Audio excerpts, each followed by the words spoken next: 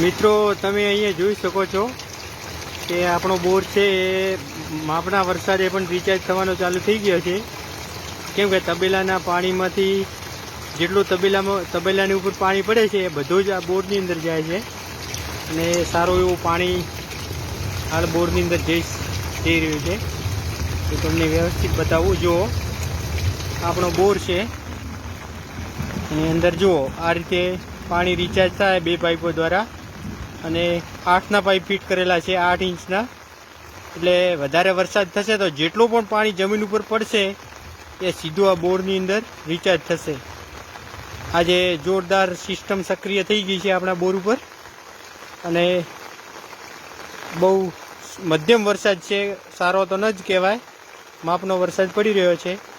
છતાં પણ આપણા બોરની અંદર રિચાર્જ થવાનું ચાલુ હોય તમે જોઈ શકો છો. અને આ જુઓ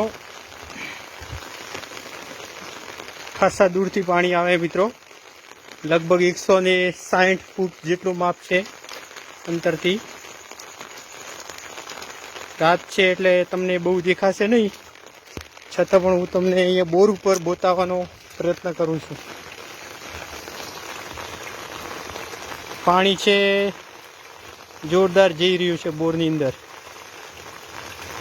જુઓ